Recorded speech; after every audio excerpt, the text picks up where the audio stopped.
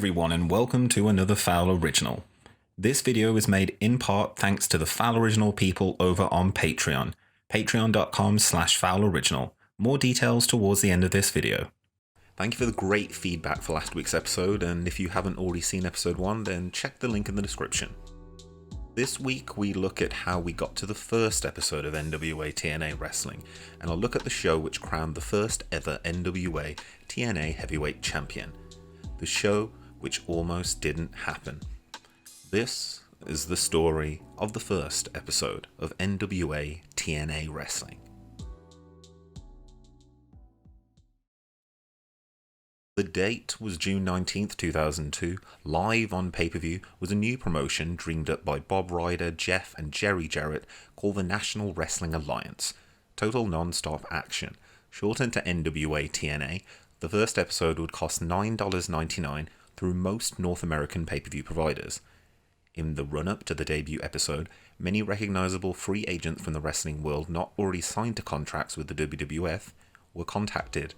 Names such as Macho Man Randy Savage, Sting, Scott Steiner, and Sid Vicious. Unfortunately, any deals that had been set up prior fell through before the June show. The premiere episode would feature Brian Christopher, known in the WWF as Grandmaster Sexay, Jeff Jarrett, Scott Hall, and Ken Shamrock. The event would be held at the Von Braun Center in Huntsville, Alabama. As with many wrestling promotions, TNA had a few dark matches before the live pay-per-view was due to start. A dark match is a non-televised match before or after the main show airs on TV. It's always a good way to get the crowd in the arena warmed up before the main televised card starts. It's also a good way to send them home happy. June 19th, 2002 wasn't any different. Let me introduce you to Cheeks, a super heavyweight wrestler weighing in at 450 pounds. That night he would face off against Frank Parker in the second of 2 dark matches. During the bout, Cheeks ran the ropes and hit them with such force that one of them broke.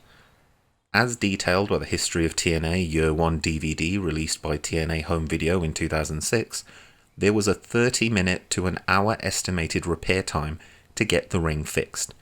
This happened just minutes before they were due to go live on air, whether the ring was ready or not. Understandably, there was some panic backstage. Non-wrestling based segments were shuffled around to open the show and to give the ring crew as much time as they could. The Harris brothers, Ron and Don Harris, would go out to help fix the ring rope. Everyone backstage went live, hoping that the fixed rope would hold and the show would begin.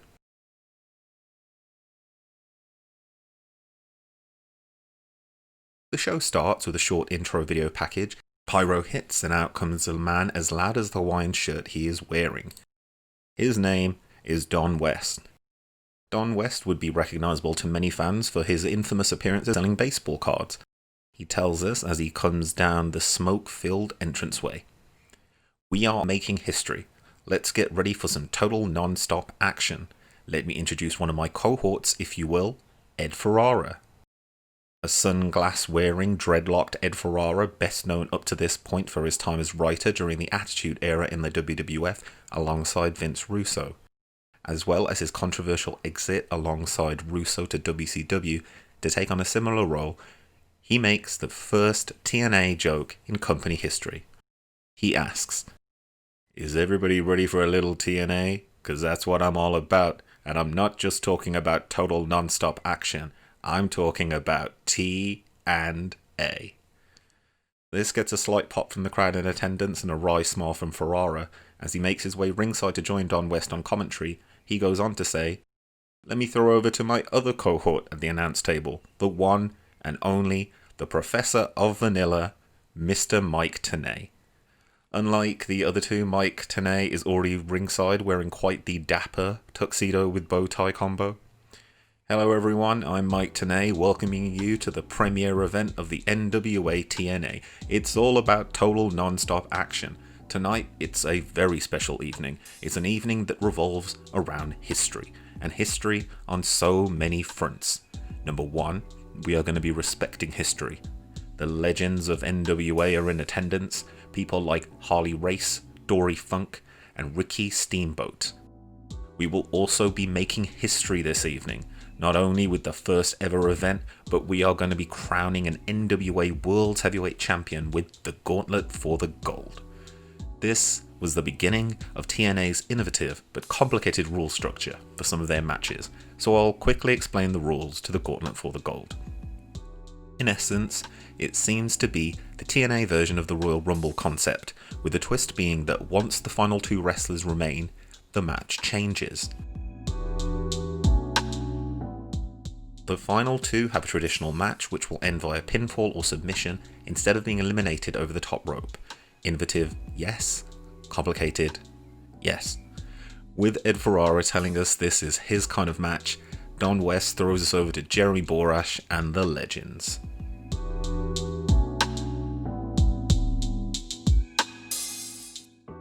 The very young, spiky-haired Jeremy Borash, best remembered from his time in WCW, is ring announcer. If you watch the footage carefully when they go to a wide shot, you can see the Harris brothers and ring crew quickly leaving the ring as they complete the final repairs on the ring rope broken by Cheeks earlier in the evening. Firstly, former NWA World Heavyweight Champion and legend Harley Race comes down to the ring dressed in a suit with a lot of respect given to him on commentary. We are also introduced to Dory Funk Jr., Jackie Fargo, Bullet Bob Armstrong, Corsica Joe, and Sarah Lee, plus Bill Behrens. Finally, one of the most respected men in professional wrestling, a former 6-time NWA World Heavyweight Champion, Ricky the Dragon Steamboat. Steamboat joins the Legends holding the 10 pounds of gold, the NWA's World Heavyweight title. He sets up the aforementioned Gauntlet for the Gold as the main event of the evening, that they will crown a new NWA World Heavyweight Champion, until he is interrupted by Jeff Jarrett. Jarrett starts to insult each of the legends in the ring and proclaims that the idea of a 20-man battle royal to crown a new NWA champion sucks. He is then interrupted by the world's most dangerous man, Ken Shamrock, who for some reason agrees with Jeff Jarrett. Weird. They are then interrupted from the crowd by the bad guy Scott Hall, who also says that this idea sucks, but that Jarrett and Hall need to just shut up and live with it. Huh?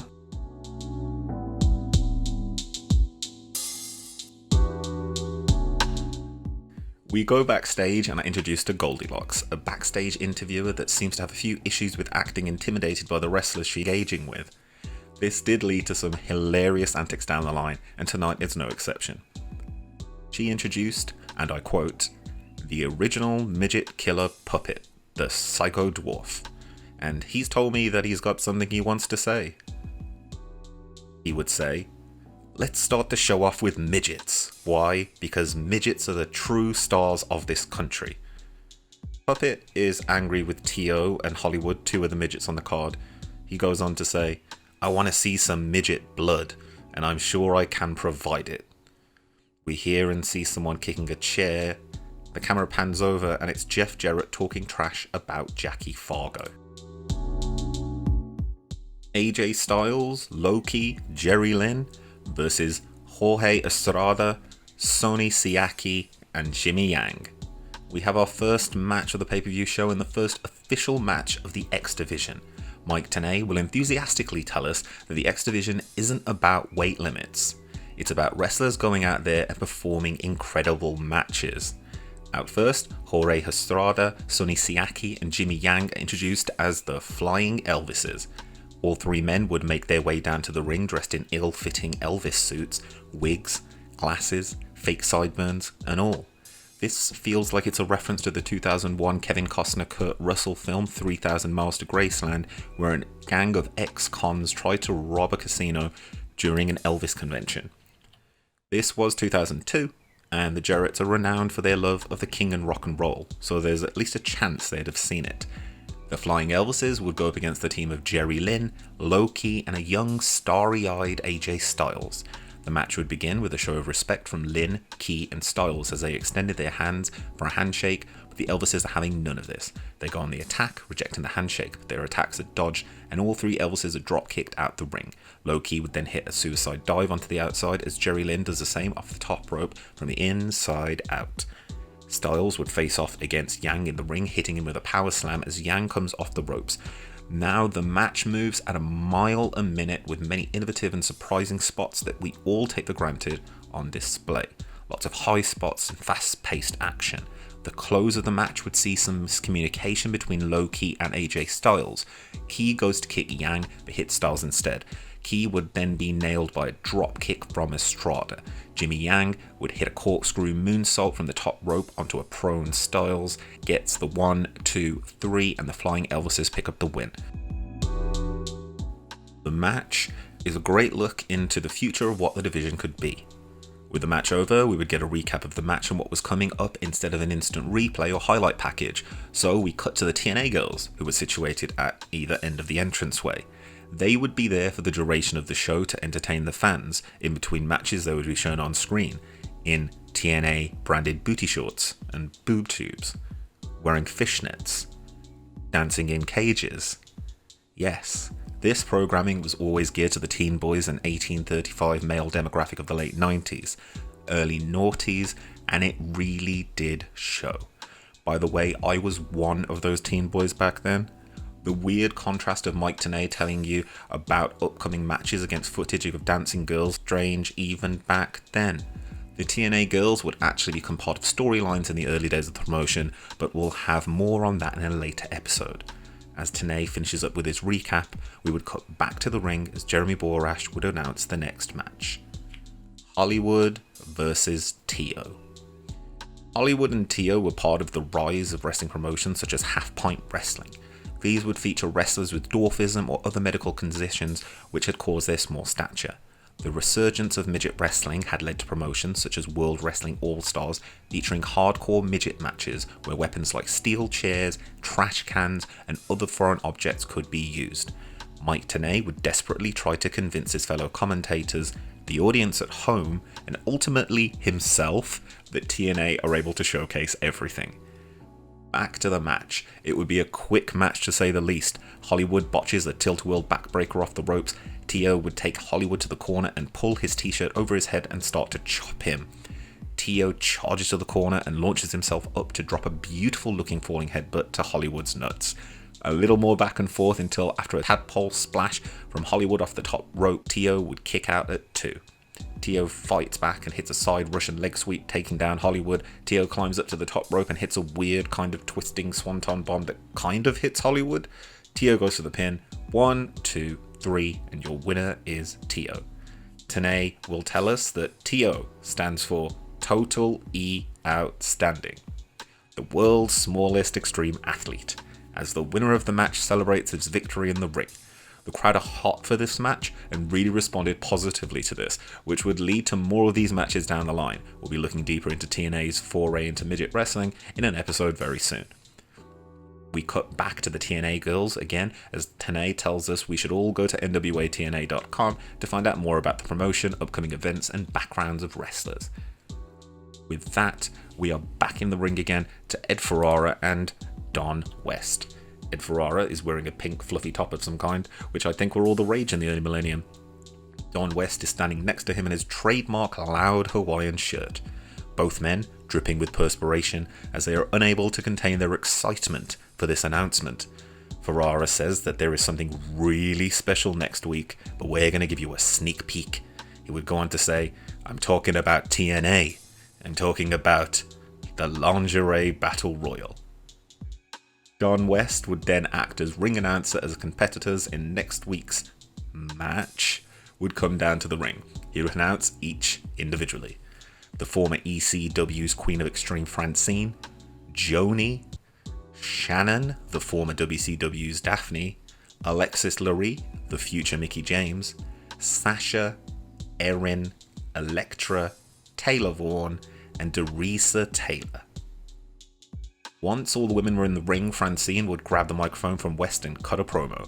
She would say that none of them deserve to be in the ring with her. She would go on to say she is the Queen of Extreme. She would ask the rest of the group who had done anything for the wrestling business. But before she could ask, she would be interrupted by Elektra. Elektra would ask who deemed her the Queen of Extreme. She would go on to say, "This is a new company. I don't see Extreme in the title, unless you're ashamed that you single-handedly bankrupted another company." This was the final straw, and would lead to Francine, decked out in her evening gown, pouncing onto Elektra as the rest of the ladies took on watching them roll around the ring in a terrible catfight. Francine would rip the top off Elektra, exposing her bra beneath. Don West, with the biggest smile on his face, almost licking his lips as he watched on, is handed a jacket by Ed Ferrara. He goes in to help cover up Elektra with that same almost pantomime smile on his face as he channels his best Attitude Era Jerry Lawler, which was of course the style at the time. Francine would escape the ring as West holds back Elektra. Francine would cut a final promo on the other women. "What I just did to her, I'm going to do to the rest of you. Because not you or any of the people at home is going to see me in my lingerie. Because I am going to be crowned the first ever Miss TNA." Ed Ferrara now holds back Elektra from getting to Francine as the Queen of Extreme leaves up the entranceway. Cut to the obligatory TNA Girl cage dance before we set up for the next match. Mike Tenay would hype up next week's Miss TNA Lingerie Battle Royal, making sure we know this is just a sneak peek at what we will see next. Tenay would then throw us backstage to Goldilocks. We cut to a backstage segment featuring our favourite interviewer Goldilocks speaking to a man wearing glasses and a monogrammed country club style sweater reading MG. He is also holding a cricket bat over his shoulder. This is Mortimer Plumtree. He would quickly grab the microphone from Goldie to cut her off and tell us about his tag team. He would say that in their formative years they were his tormentors, but now they are his servants. They do what he says, wear what he tells them, they only listen to him. As Goldilocks seems to almost corpse at his over-the-top performance as the classic heel cornet-style manager, a thunder crash plays in the background as he smiles wide-eyed into the camera and says, "The Johnsons." The Johnsons versus Psychosis and James Storm. We cut to the ring as we hear Ed Ferrara comment, "First we had the Lingerie Battle Royale, and now we've got a couple of Johnsons." Ed obviously knew something we didn't. Jeremy Borash would announce that accompanied and led to the ring by Mortimer Plumtree, Richard and Rod, the Johnsons. The Johnsons are two men dressed in what looks like flesh-coloured full latex spacesuits, with the same flesh-coloured ski masks with eyes, nose and mouth holes. This is as stupid as it sounds, and that's when it hits you. They are called Richard, which can be shortened to Dick Johnson, and Rod Johnson. Of course, they're a couple of Johnsons. They are giant dicks. No, really, they are obviously supposed to be giant walking penises. Commentary tells us about how there has been controversy about Mortimer bringing the Johnsons to NWA TNA and not to cast judgment about these early. Also, as we pan through the front of the crowd, we see some pretty young fans in the crowd. Well, I guess the parents didn't know that at some point we would get lingerie battle royals and men dressed up as giant dicks. We get the introductions for their opponents as they went in the ring, James Storm and Psychosis. Yes, first up, the future TNA World Heavyweight Champion and future multiple tag team champion James Storm. He teams up with former WCW Cruiserweight Champion from Mexico City, Mexico, Psychosis.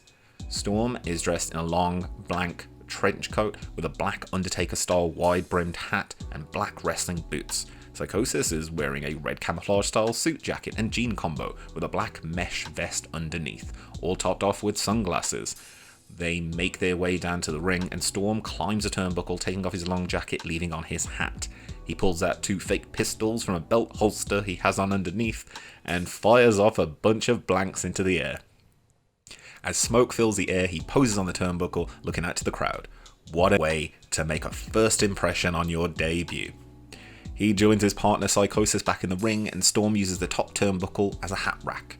We ring the bell with one of the Johnsons up against Psychosis. Now, if you think this was an excuse to make constant jokes throughout the commentary, you'd be correct.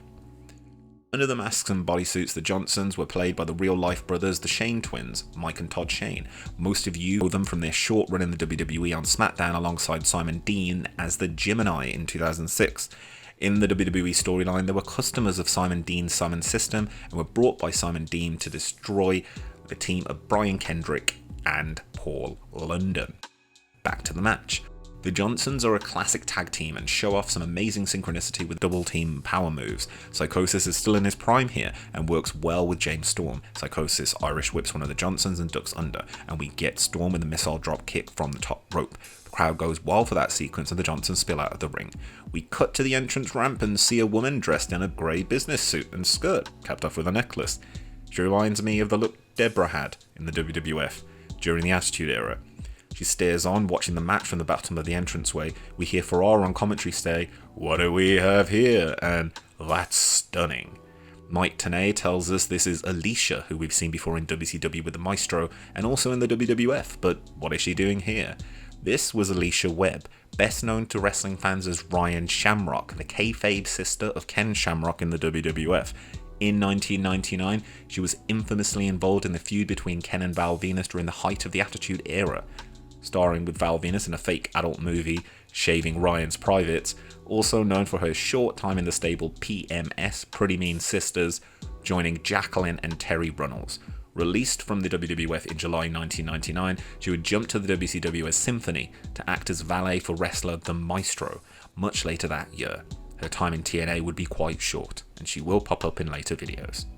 Back in the ring, the match would continue and James Storm gets tossed over the rope by one of the Johnsons, but skins the cat as the crowd goes wild. Storm hits a standing bulldog and manages to make the tag to Psychosis. Psychosis hits the basement dropkick, Irish whip, and then some chops. Psychosis runs the ropes, but we get interference from the other Johnson, grabbing his hair. Both Johnsons then team up on the Mexican superstar. Double flapjack from the Johnsons, double shoulder block. Psychosis counters a powerbomb from one of the Johnsons into a sit-out facebuster. Hot tag to Storm, and he hits a Hurricane Rana on one and a super kick on the other. Storm motions to his partner as they try to Irish whip both men into each other. Both Johnsons reverse this as Psychosis and Storm butt heads. The Johnsons hit stereo T-bone suplexes in the middle of the ring. Really great spot there. The match ends with Storm going for a tornado DDT out of the corner, off the top rope, pushed away by one of the Johnsons. Multiple plum tree with a distraction and outside interference grabs Storm's leg. This Johnson gets a TKO to finish off Storm and pick up the pinfall victory. 1, 2, 3. The Johnsons are your winners. Plumtree quickly rushes into the ring to celebrate. He shouts at referee Slick Johnson to leave the ring so he can raise the hands of the winning team himself. Yes, this was our first on-screen mention of referee Slick Johnson. We'll be looking at him in a later video very soon. We cut to Slick walking up the entranceway as Alicia blocks his way to stop him from walking past her. She grabs him by the arm and won't let him leave. He reaches into his trouser pocket, pulls out a wedge of money, puts it in her hand and walks to the back. As she walks back up the entranceway, the commentary team speculate on what this means. Ferrara asks, "I want to know why, how much, and what he got for it." The strong implication from Ferrara being that she may be some kind of prostitute or sex worker, it seems. For those wondering if this would actually go anywhere, she would leave the company quite soon after. She was supposed to be a talent scout, it seems. No time for that though, as Mike Tenay sends it backstage to catch up with Goldilocks. Goldilocks is met by the Dupps, Bob Dupp and Stan Dupp. Stan Dupp may look familiar to a lot of you. Is that a young Trevor Murdoch? Yes, it is. The Dupps are a tag team of the most stereotypical country bumpkins ever. The two are picking their noses and flicking boogers at Goldie. Goldie tries to make excuses that she has to go and do a recording, but Stan says they are going the same way, as they both escort a very disgusted Goldie to the locker room area. Waiting for them is a girl who seems to be based on Daisy from the Dukes of Hazzard TV series. Goldie asks who she is, as this mystery woman gives both the men a beer. Trevor says, "She's Bo's girlfriend and my girlfriend. She's our cousin." He's cut off by Bill Behrens, who berates them for drinking and says we can't have intoxicated wrestlers in the ring. Stan spits out some of the beer and possibly some chewing tobacco. As he leaves, the mystery woman would say, "There are sure some wussies here in the NWA." Stan would add, "Hey Bo, who ever heard of getting drunk from beer?" Goldilocks would make her excuses and leave. The mystery girlfriend is fluffed up. She is their manager. She's also their kayfabe cousin. Yup, that's the gimmick. They would play this kissing cousins angle and play into the incestuous tone over their time in TNA. Of course, years later, Stan would use a similar character and change into Trevor Murdoch and team with Lance Cade in the WWE.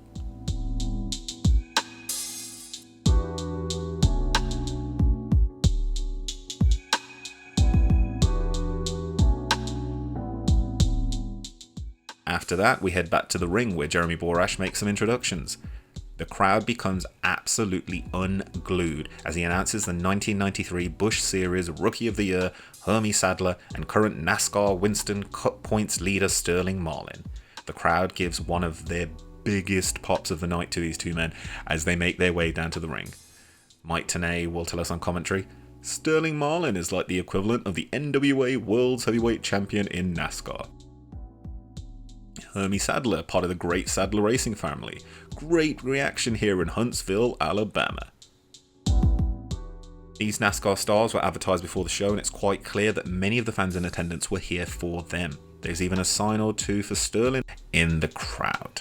Borash is in the ring with both men promoting an upcoming NASCAR race. This would make sense, as In Demand, the pay-per-view provider that were working with TNA, also had a NASCAR program directly afterwards.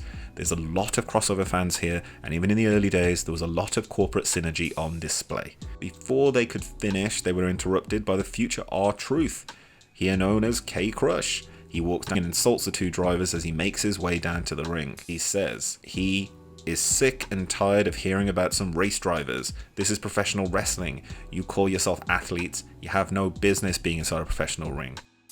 He would continue, I am an athlete. My kind are athletes.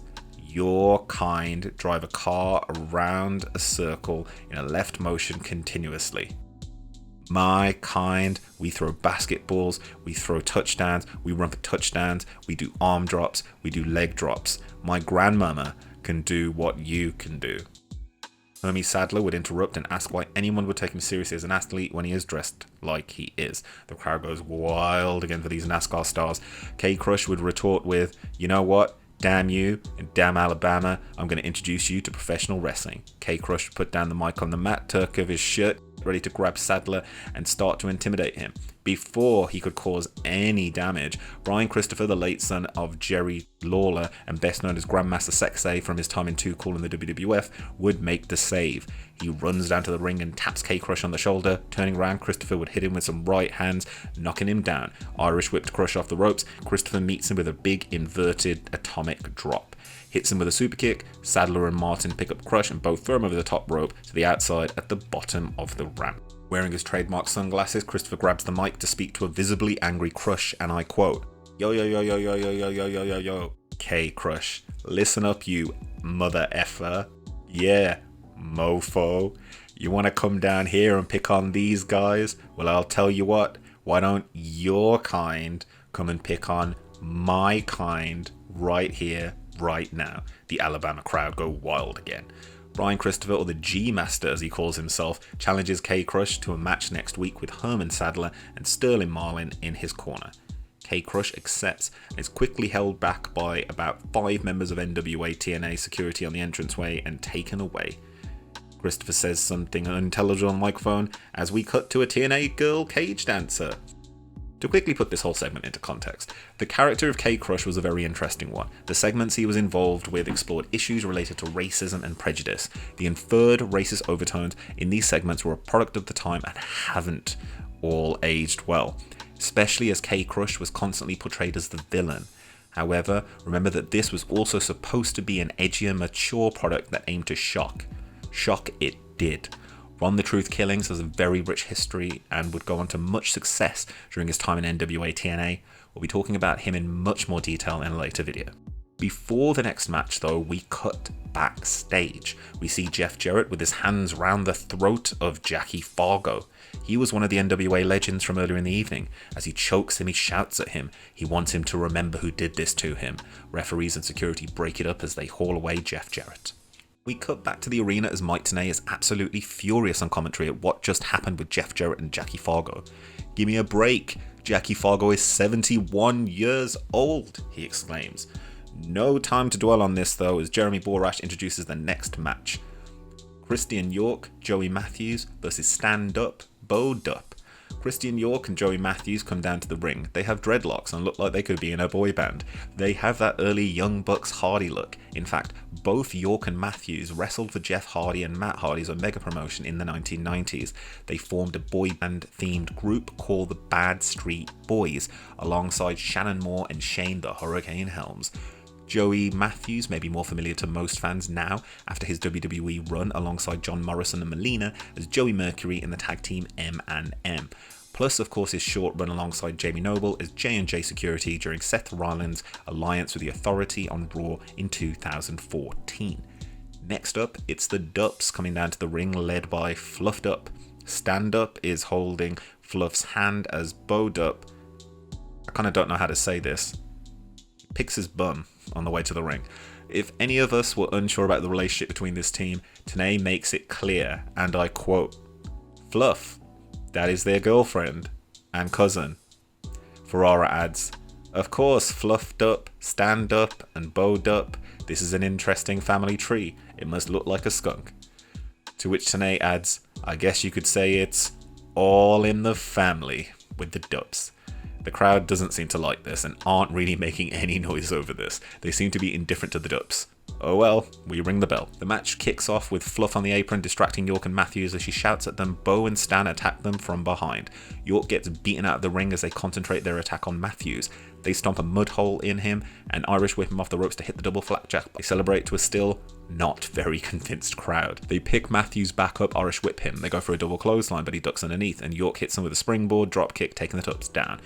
Commentary spends a lot of time trying to get as many redneck stereotype jokes they can in there throughout. With this match becoming a tag match again, Stand Up is left in the York and Matthews hit a double suplex on Stan. Matthews goes for the pin but he only gets two. Stand Up with a really impressive full Nelson Rock bottom style slam on Matthews and manages to make the tag to Bo. The match ends with Matthews taking Stan out of the ring, York hitting a running tornado DDT on Bo from the corner and climbing to the top rope. Fluff hits the legs out from under him, crotching him on the top turnbuckle. Luckily the ref is distracted by Stan and Matthews brawling on the outside. Matthews comes down off the turnbuckle, holding his crotch as Bo quickly runs to hook the leg and pin him with a handful of tights. 1, 2, 3, and the Dupps pick up the win. The Dupps leave victorious as we cut back to a TNA girl dancing in a cage. The match had loads of great spots between the two teams and a very impressive match overall. The TNA show was sold on it being a pay-per-view spectacular, which would call for some live music somewhere on the show. Introducing country music star and Academy of Country Music's Male Vocalist of the Year 2001, Toby Keith. We get a music video for his first top 40 hit, How Do You Like Me Now? Cut back to Jeremy Borash in the ring as the Alabama faithful give one of the, if not the biggest pop of the night to the Angry American, playing the hottest song in the country. You can barely hear JB over the roar of the crowd as we see Toby Keith wearing a cream cowboy hat and a guitar start a live performance of Courtesy of the Red, White and Blue on the entranceway. The crowd are into this performance. Just as we are about to hit the end of the song, Jeff Jarrett appears behind him on the entranceway and knocks Keith and his guitar on the ground as he makes his way past him. The crowd gasp at this and Mike Tenay pipes up on commentary. Wait a minute, what is Jeff Jarrett doing? Jeff Jarrett is already at ringside and looks up at a visibly angry Toby Keith still up on the entranceway. Referees and security rush down to the ring to keep them separated. Jarrett gets in the ring and grabs a mic to say, Toby Keith, nobody wants to hear you or your music. Nobody wants to hear you. Nobody wants to hear you sing. Nobody wants to hear that damn song. Take your angry American ass right out of here. Toby Keith and one of his entourage are not having any of this as they try to make their way down their ramp. They are met by referees and security so cannot make it any further.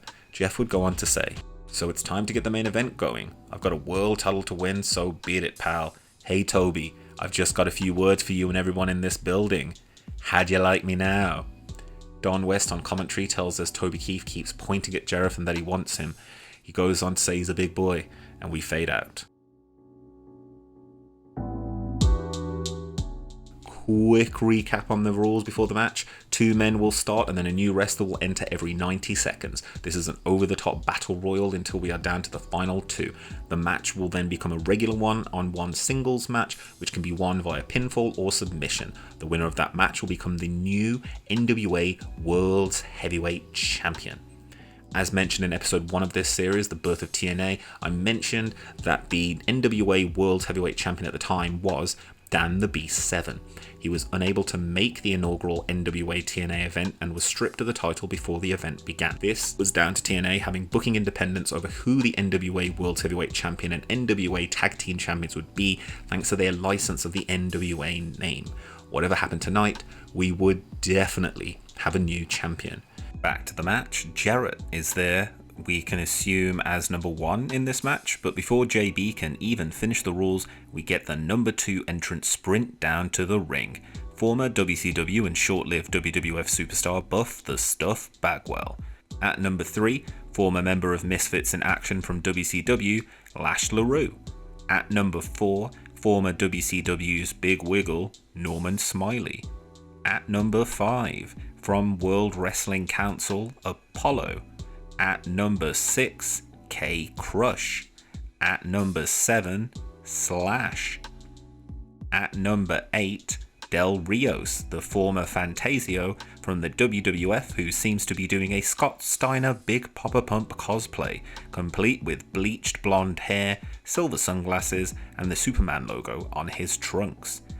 At number 9, Justice, who is an unmasked future Abyss. At number 10, former WCW and WWF superstar Conan.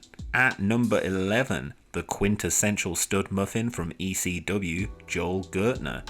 He actually introduces Bruce of the Rainbow Express. Yes, we will talk about the Rainbow Express tag team in a later video and how TNA handled this gimmick.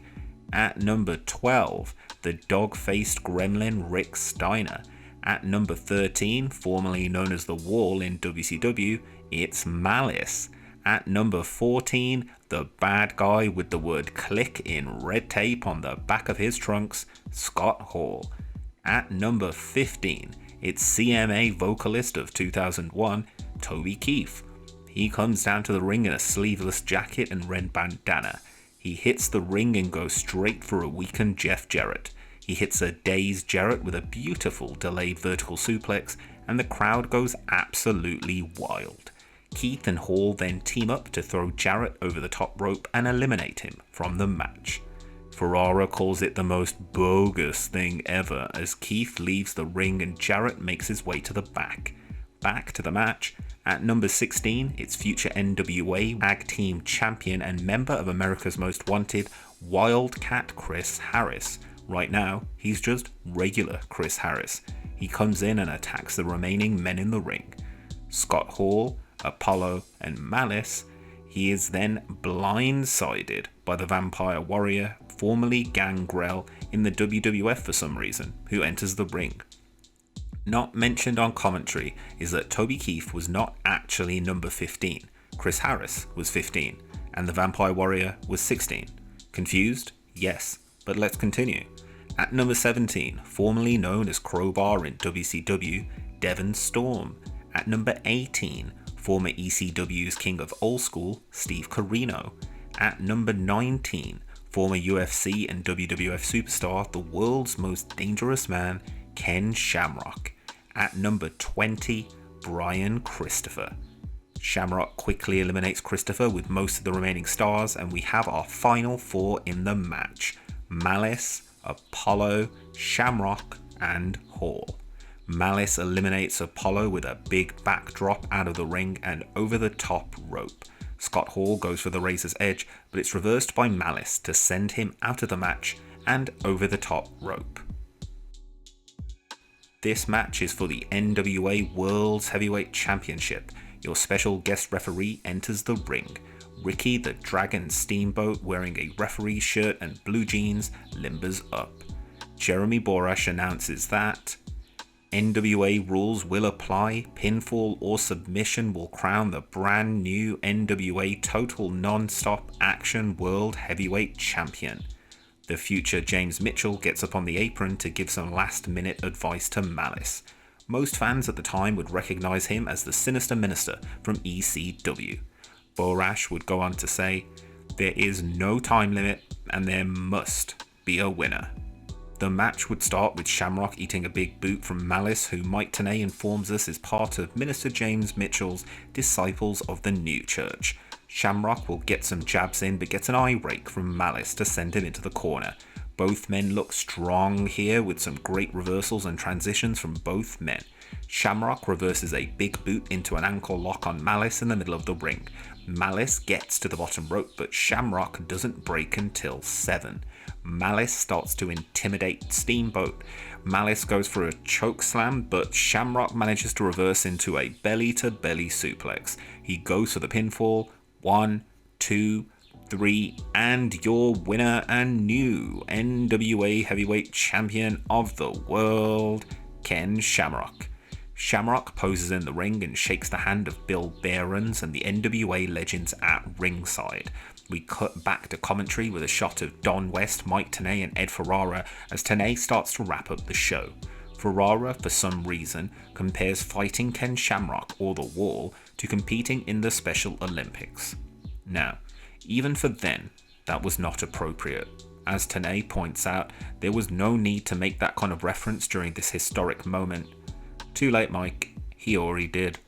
We cut backstage to Jarrett shouting at someone, "Jackie Fargo, a battle royale for a heavyweight title match? That's a damn joke." Security are holding back Jackie Fargo and a still bandana wearing Toby Keith. Jeff makes his way down to the ring with a microphone. He is unhappy about the battle royal for the title. He asks Harley Race and Bullet Bob Armstrong if they ever won a title in a battle royal. Angry, he punches Bullet Bob Armstrong, knocking him over the announce table.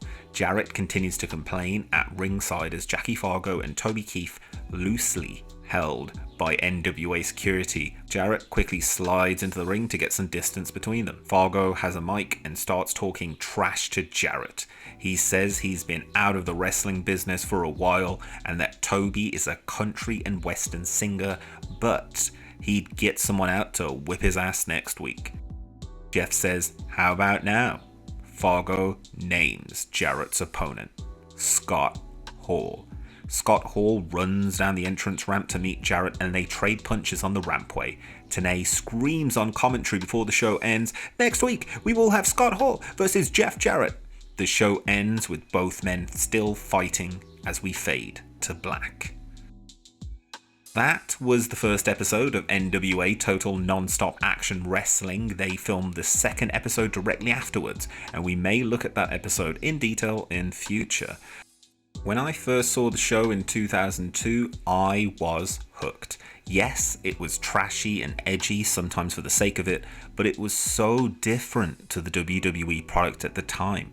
The show had a very 2000s WCW vibe to it, and I appreciated it for what it was. The first few shows did try to walk the tightrope of a good show for a mature audience and what was expected from a wrestling show on pay-per-view at the time. Be that violence or edgy language and humour. There were some great matches, new talent given a chance to get over, and a brand new X Division introduced to the wrestling world. There were, of course, some real misses and cringe-worthy moments too. Watching it back now gave me a much better appreciation for how far they have come as a company. It also goes to show what an influence and impact TNA Wrestling truly had on the industry as a whole. The first NWA TNA champion Ken Shamrock would feud with Malice over the following weeks before losing the belt to K Crush, now known as Ron the Truth Killings, at NWA TNA 8 on August 7th, 2002. We will definitely be looking at the Truth's role in NWA TNA very soon. Next week, we'll talk about the first appearance of the King of the Mountain match at NWA TNA 100. We'll go over the rules and a brief history of how we got to that first match. Remember, if you want to watch the full first NWA TNA show, then there's a link in the description to the whole show below. This from the official Impact Wrestling YouTube channel. Quick question. What did you think of the first NWA TNA pay-per-view, and what TNA topics would you like me to cover in the future? A special thank you to our new Patreons over on patreon.com/FowlOriginal. As of the middle of April 2020, these videos are partially funded by people like you over on my Patreon.